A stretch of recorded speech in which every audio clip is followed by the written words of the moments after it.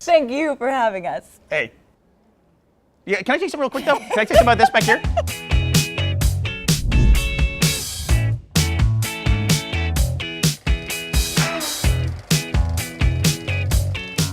What was the original plan for Rooster Teeth? Well, the original plan was we made one show. We made a show, Red versus Blue.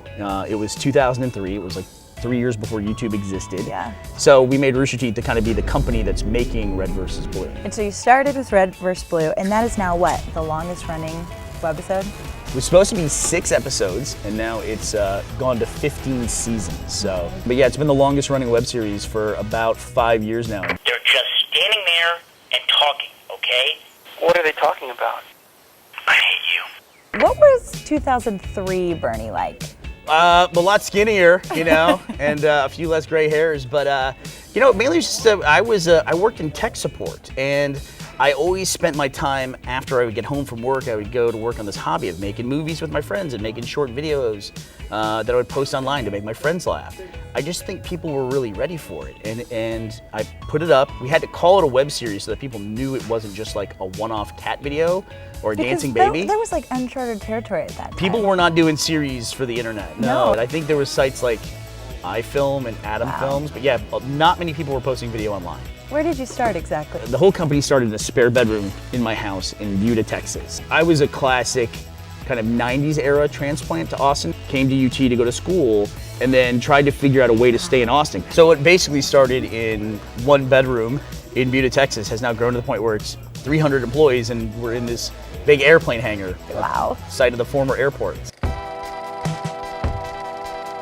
So what does the creative process look like for you?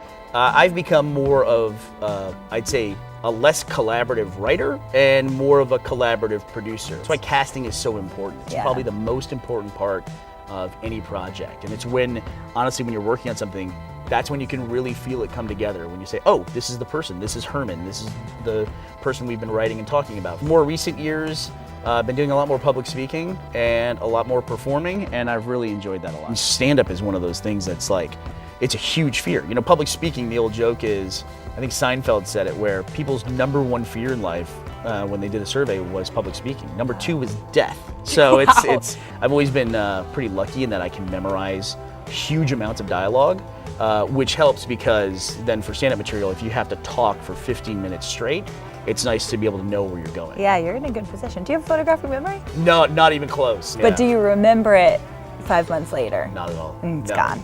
No, I can remember the jingle to every cartoon I watched as a kid, but no, I can't remember anything that I need to remember. Recently, I really loved, there was a vlog. And what is a vlog, by the way? Oh, it's a video log. It's a video log. Yeah, it's a video version of a Burnie vlog. has a highly entertaining vlog, and recently you basically ate your way across Austin. Right, you were supposed to come with us on that, but you were busy. Yeah. What was the purpose for that? So we have a big event in Austin, RTX, and it started as a fan event with 500 people, and it grew from that event. Now 7 years later, it's 63,000 people that come to the convention center. Do you see a common theme in your life happening here? What scale? Everything is just growing and thriving. Yeah, well, we've been fortunate. After 15 years though, you kind of don't talk about the things that didn't make it, right? So it does become a little selective over time. With 63,000 people coming into town, we always get tweets and emails of, hey, what should I do while I'm in town? What should I eat? Because it's Austin. And it's like if you come here for a weekend, you're going to gain 5 pounds. At least. So, and it was a good excuse for us to make this video where, all right, instead of telling you where to eat, we're just going to start the day. We're going to start with breakfast tacos. Naturally. And we're going to go through what ended up being 8 or 9 restaurants, and we just went one to the other, to the other, to the next, to the next, to the next. Then we had, other people like, you should have gone here for barbecue. You definitely went to the wrong place. Well, the internet, there's always going to be critics. Feedback. Yes, exactly. Were there any rules? So everyone got one mulligan. Like you could strategically say, I'm not eating at this place. I mean, we ended the day at Gordo's after like 8 different meals. Then we had a gigantic donut the size of your head. So oh, I'm familiar. I think I got the insulin donut. I don't know what I got at that point. Is there anything that sticks out as really significant to you? Like the biggest thing, more than anything else, is that I had a whole career before I started Rooster Teeth, and to be able to do what you do for fun as a hobby and turn that into a career and do it every day as a vocation is just, it's incredibly rewarding, and there's not a single day that goes by that is lost on me. Like, every day I come in here, it's like, I'm happy to come to work, I'm really excited, it just feels like living the dream. That's really powerful. So what advice would you give to someone, maybe you know, an aspiring filmmaker or someone who really wants to start a creative project? Would you say? I'm going to pass along advice that I learned from Robert Rodriguez, who was a huge inspiration to me, another local Austinite who was a couple years ahead of me at UT. He just went out and made a movie, you know, and that was in a point in time when, you know, he had to get his film developed and send it away and made a movie for $7,000. Yeah. Now you have a phone in your pocket that's 10 times as good a camera as what he used to make his first movie and launch his whole empire. Just go out and do it. Just do it. You know, there's no excuse to stop.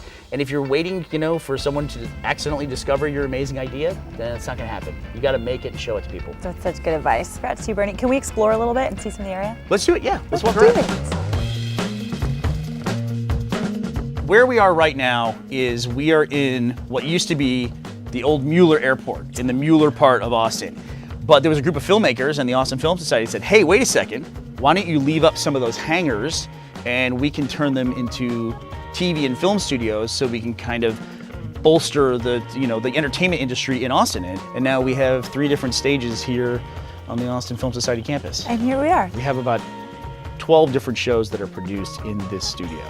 And they'll just basically roll these sets out and roll one of the other sets in, and they're all good to go. Robert Rodriguez shot his Dusk Till Dawn television series here, season 1, and these were all motels rooms. So that's why they have like wood paneling in their offices. So we have offices in the Dusk Till Dawn motel. This blue mural that we had was actually the size of our office in Congress. So that was our second office. So we kind of keep this mural to show how big the whole place we were all in. There was like 8 of us in there.